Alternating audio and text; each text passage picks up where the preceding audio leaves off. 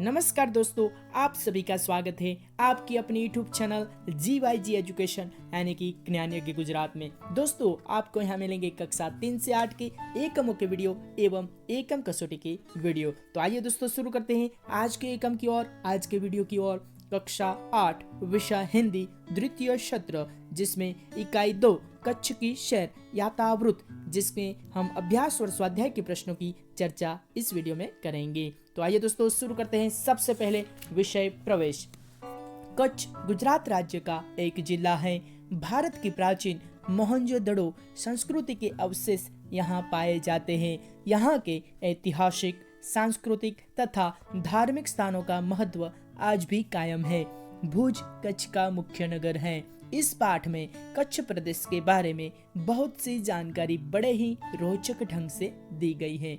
तो आइए दोस्तों देखते हैं अभ्यास की ओर। सबसे पहले देखेंगे दोस्तों पहला प्रश्न, जिसमें है निम्नलिखित मुद्दों के संबंध में 4-5 वाक्य लिखिए। तो देखेंगे दोस्तों कौन से मुद्दे हैं। तो 1 नंबर मरुभूमि यानी कि रेगिस्तान, 2 नंबर कच्छ के 3 बड़े शहर, 3 नंबर कच्छ में स्थित धार्मिक स्थल और 4 नंबर कच्छ के ऐतिहासिक स्थल। तो दोस्तों इन चारों के बारे में हमें 4-5 वाक्य लिखना है। आगे देखेंगे दोस्तों प्रश्न 1, मरुभूमि यानी रेगिस्तान। जिस प्रदेश में दूर दूर तक रेत ही रेत दिखाई देती है उसे मरुभूमि या रेगिस्तान कहते हैं। मरुभूमि में वर्षा बहुत कम या बिल्कुल नहीं होती। यहाँ पानी के लिए दूर दूर तक भटकना पड़ता है। कहीं कहीं ऐसे स्थान होते हैं जहाँ भूमि से पानी निकलता है। ऐसे स्थानों को मरु उद्यान कहते हैं। मरुभूमि के लोग प्रायः ऊंट पर प्रवास करते हैं, इसलिए ऊंट को रेगिस्तान का जहाज कहा जाता है। तो दोस्तों ऐसे मरुभूमि यानी कि रेगिस्तान होता है। आगे देखेंगे दोस्तों दूसरा प्रश्न, कच्छ के 3 बड़े शहर। तो देखेंगे दोस्तों मांडवी, भुज और मुंद्रा एक कच्छ के 3 बड़े शहर हैं। तो दोस्तों विस्तार से लिखेंगे। उत्तर, मांडवी अत्यंत सुंदर बंदरगाह है। यह बड़ा प्राचीन नगर है। यहाँ राजमहल, पवन चक्किया तथा समुद्र तट दर्शनीय है। आगे देखेंगे दोस्तों भुज में क्या है। तो कि भुज वैभवशाली नगर है। यहाँ आईना महल, प्राग महल, हिल गार्डन, स्वामीनारायण मंदिर, हमीरसर तालाब, भुजिया पहाड़ आदि दर्शनीय स्थान है। और मुंद्रा में क्या है। तो देखेंगे उत्तर, मुंद्रा में अनेक उद्योगों का विकास हुआ है। यहाँ कई प्राचीन इमारतें हैं। आगे देखेंगे दोस्तों 3 नंबर कच्छ में स्थित धार्मिक स्थल। तो दोस्तों कच्छ में कौन कौन से धार्मिक स्थल हैं। तो धार्मिक स्थल के बारे में हम लिखेंगे। तो देखेंगे उत्तर, भद्रेश्वर, नारायण सरोवर, लखपत तथा हाजी पीर ये कच्छ के मुख्य धार्मिक स्थल हैं। भद्रेश्वर प्राचीन जैन यात्रा धाम है। यहाँ संगमरमर से बना 2500 वर्ष पुराना जिनालय भूकंप से खंडित हो गया था। अब आधुनिक ढंग से उसका पुनः निर्माण किया जा रहा है। नारायण सरोवर पौराणिक धार्मिक स्थान है। यह रामायण काल का माना जाता है। लखपत में सिखों का गुरुद्वार है। हाजीपीर मुसलमानों का पवित्र स्थान है। तो दोस्तों ऐसे कच्छ में कई सारे धार्मिक स्थल हैं। आगे देखेंगे दोस्तों नया प्रश्न, प्रश्न 4, कच्छ के ऐतिहासिक स्थल। तो देखेंगे दोस्तों उत्तर, सामखियाली के उत्तर में धौलावीरा एक ऐतिहासिक स्थान है। यहाँ भारत की अति प्राचीन मोहनजोदड़ो संस्कृति के अवशेष पाए जाते हैं। लखपत गुरु नानक की स्मृति से जुड़ा प्राचीन स्थल है। किसी समय यह एक समृद्ध नगर था। यहाँ का किला पुराने इतिहास की याद दिलाता है। आगे देखेंगे दोस्तों नए प्रश्न की ओर। प्रश्न 2, निम्नलिखित प्रश्नों के उत्तर दीजिए। तो जिसमें पहला प्रश्न है, आप अपनी पाठशाला में से किसी यात्रा पर गए हो तो उसका वर्णन अपने शब्दों में कीजिए। तो दोस्तों आपको भी कमेंट में लिखना है कि आप अपनी पाठशाला से कौन सी प्रवास यानी कि कौन सी यात्रा की है। तो दोस्तों देखेंगे उत्तर, और दूसरी कमेंट भी लिखनी है कि आपने कच्छ का सैर की है यानी कि कच्छ का प्रवास किया है या नहीं। तो देखेंगे दोस्तों उत्तर, पिछले वर्ष दीपावली की छुट्टियों में हमारी पाठशाला की तरफ से माउंट आबू के प्रवास का आयोजन किया गया था। प्रवास में 60 विद्यार्थी और 4 शिक्षक थे। आगे देखेंगे दोस्तों, आबू रोड तक की यात्रा हमने ट्रेन से की। आबू रोड से माउंट आबू जाने के लिए हम राजस्थान परिवहन निगम की बस में सवार हुए। दूर से आबू पर्वत दिखाई दिया। बस का मार्ग घुमावदार था। बस की गति भी बहुत धीमी थी। आगे देखेंगे दोस्तों प्रवास में क्या हुआ था। दोनों ओर भयानक खाइयां थी, लेकिन हरियाली और ठंडे पवन के झोंके सुख दे रहे थे। बहुत ऊंचाई पार करने के बाद हमारी बस रघुनाथ मंदिर के पास खड़ी हो गई। उस समय सुबह के 10 बज रहे थे। उस समय वहां बड़ी चहल पहल थी। आगे देखेंगे दोस्तों सड़कों पर मेटाडोर, जीपे और कारें दौड़ रही थी।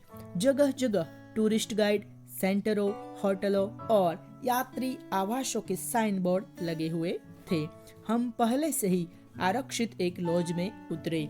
2 कमरे थे जिनमें आधुनिक सभी सुविधाएं थी। आगे देखेंगे दोस्तों आगे क्या। भोजन और विश्राम के बाद हम ऐतिहासिक देलवाड़ा मंदिर देखने गए। वहां की कला देखकर हम दंग रह गए। देवरानी जेठानी मंदिर सचमुच बहुत सुंदर है। उनकी नक्काशी और शिल्प की बारीकी देखने लायक है। अगले दिन हमने टोड रॉक और पोलो ग्राउंड देखा। फिर हम वशिष्ठाश्रम गए। अचलगढ़ पर स्थित भर्तृहरि की गुफा देखी। आगे देखेंगे दोस्तों अचलगढ़ पर स्थित भर्तृहरि की गुफा देखी। हम अर्बुदा देवी के मंदिर भी गए। नखी तालाब में हमने नौका विहार का मजा लूटा। एक दिन हमने आबू के सबसे ऊंचे गुरु शिखर पर दत्तात्रेय के पद चिन्हों के दर्शन किए। आगे देखेंगे दोस्तों हमने वहां के ब्रह्मा कुमारी ईश्वरीय विद्यालय की भी मुलाकात ली। हम वहां 2 दिन रहे। सबने मिलकर खूब आनंद किया। उस प्रवास की यादें अभी तक मेरे मन में ताजा है। तो दोस्तों आप भी कमेंट जरूर से लिखना कि आपने अपने स्कूल से कौन सा प्रवास किया है और कच्छ का किया है या नहीं। तो आगे बढ़ेंगे दोस्तों नए प्रश्न की ओर। प्रश्न 2, आपने की हुई किसी यात्रा का वर्णन करते हुए अपने मित्र को पत्र लिखिए। तो दोस्तों पत्र लिखना है तो कैसे लिखेंगे देखेंगे उत्तर। तो सबसे पहले हम एड्रेस लिखेंगे। आगे देखेंगे प्रिय मित्र यानी कि संबोधन लिखेंगे। प्रिय मित्र रमेश, सप्रेम नमस्कार। आगे देखेंगे आज सुबह ही तुम्हारा पत्र मिला। यह जानकर बहुत खुशी हुई कि तुम्हारी माताजी अब पूरी तरह स्वस्थ हो गई हैं। हम 10 दिन पहले कश्मीर दर्शन के लिए गए थे। 2 दिन पहले ही वहां से लौटे हैं। पहले हम नैनीताल गए थे। उसके बारे में जैसा सुना था वैसा ही पाया। आगे देखेंगे दोस्तों क्या है। उसकी परिक्रमा करने में सचमुच बड़ा मजा आया। हम नैना देवी के दर्शन करने गए। देवी की सुंदर मूर्ति ऐसी लगी जैसे अभी बोल उठेंगी। फिर हम श्रीनगर गए। सचमुच सुंदर नगर है। आगे देखेंगे दोस्तों हमने सारा नगर घूमकर देखा। डल झील की सुंदरता ने हमारा मन मोह लिया। उसमें हमने शिकारे में बैठकर जल विहार का आनंद लिया। वुलर और मानसबल झीलें भी हमें बहुत अच्छी लगी, लेकिन वे डल का मुकाबला तो नहीं कर सकती। श्रीनगर और पहलगांव के बीच केसर की क्यारियों से आ रही खुशबू ने हमें मदमस्त कर दिया। आगे देखेंगे दोस्तों शालीमार और निशांत बाग में घूमते हुए हमें स्वर्ग के नंदन वन में घूमने के जैसा आनंद आया। मैंने वहां के कई स्थानों के फोटो लिए हैं। कुछ फोटो तुम्हें भेज रहा हूँ शेष मिलने पर। और अंत में दोस्तों तुम्हारा मित्र महेश। तो दोस्तों ऐसे हमें पत्र लिखना है। आगे देखेंगे दोस्तों नए प्रश्न की ओर। प्रश्न 3, दिए गए शब्द मिले ऐसी पहेलियों का निर्माण कीजिए। तो दोस्तों हमें शब्द हैं और इन शब्दों में से पहेलियां बनाना है। तो देखेंगे दोस्तों शब्द सितारा, हाथी, चिराग, पाठशाला। देखेंगे दोस्तों 1 नंबर पहेली सितारा यानी कि आकाश में रहता हूँ, रात भर चमकता हूँ, दिन में छिप जाता हूँ, सूर्यास्त होने के बाद फिर निकल जाता हूँ, चमचम चमकता हूँ, रहता हूँ मौन, प्यारे बच्चों बतलाओ मैं हूँ कौन। तो दोस्तों हमारा उत्तर हमें पता ही है, मालूम ही है। तो दोस्तों उत्तर है सितारा और चित्र है सितारा का चित्र। आगे देखेंगे दोस्तों 2 नंबर, गणपति जैसा मुंह है मेरा, काया खूब विशाल, सबसे बड़ा जानवर हूँ मैं, मस्त है मेरी चाल। तो दोस्तों उत्तर देखेंगे हाथी और चित्र भी देखेंगे। आगे देखेंगे दोस्तों 3 नंबर। तो देखेंगे मेरे रहने पर अंधेरे की नहीं चल पाती, मेरे दो साथी हैं तेल और बाती। तो बताओ दोस्तों उत्तर चिराग यानी कि दीपक। तो चित्र है दीपक का यानी कि दिया। आगे देखेंगे दोस्तों 4 नंबर। ज्ञान का मंदिर हूँ, सरस्वती का घर हूँ, आओगे यदि मेरे पास, पाओगे विद्या का प्रकाश। दोस्तों उत्तर है पाठशाला। तो ये पाठशाला का चित्र है। आगे देखेंगे दोस्तों नए प्रश्न यानी कि स्वाध्याय की ओर, जिसमें पहला प्रश्न है प्रश्न 1, दिए गए शब्द को शब्दकोश के क्रम में लिखिए। यानी कि शब्दकोश के क्रम में लिखना है हमें। तो देखेंगे शब्द अभ्यास, विनय, संध्या, प्रगति, अभिवादन, महकना, संग्राम, शायर और हमदर्द।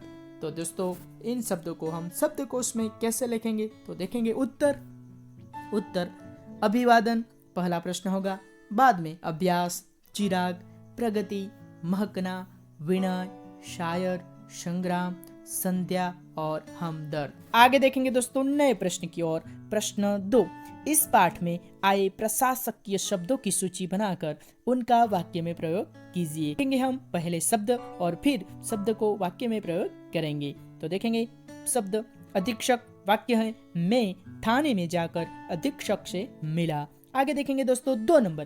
प्रभाग यानी कि डिवीजन, तो कि फिल्म प्रभाग आज बंद था। आगे देखेंगे दोस्तों 3 नंबर। वरिष्ठ यानी सीनियर, वे यहाँ वरिष्ठ अभियंता हैं। 4 नंबर देखेंगे दोस्तों कनिष्ठ यानी कि जूनियर, कनिष्ठ अधिकारी योग्य व्यक्ति हैं। 5 नंबर सचिव यानी कि सेक्रेटरी, तो कि मंत्री ने अपने सचिव को बुलाया।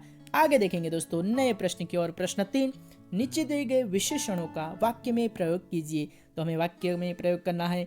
तो पहले देखेंगे दोस्तों शब्द दयावान, मूल्यवान, कृपालु, थोड़ा सा, अच्छा, सुंदर और प्रिय। इन सभी को वाक्य में प्रयोग करेंगे। तो देखेंगे दोस्तों पहला दयावान, वाक्य है राजा बहुत दयावान था। 2 नंबर मूल्यवान, वाक्य है समय सबसे मूल्यवान वस्तु है।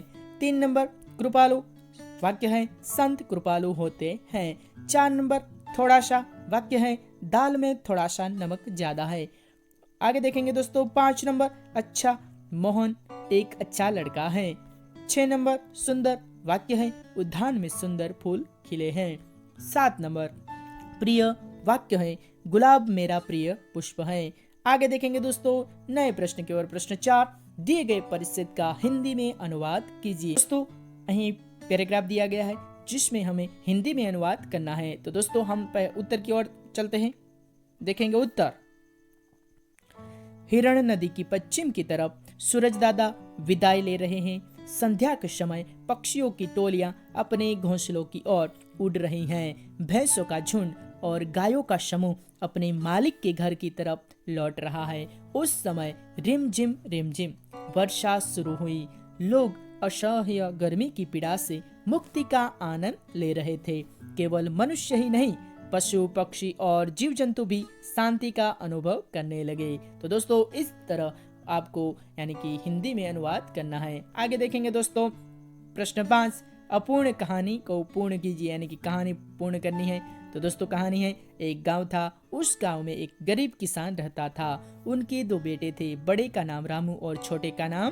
तो हमें ये कहानी पूर्ण करनी है। तो देखेंगे दोस्तों उत्तर, एक गांव था, उस गांव में एक गरीब किसान रहता था। उनके 2 बेटे थे, बड़े का नाम रामू और छोटे का नाम श्यामू था।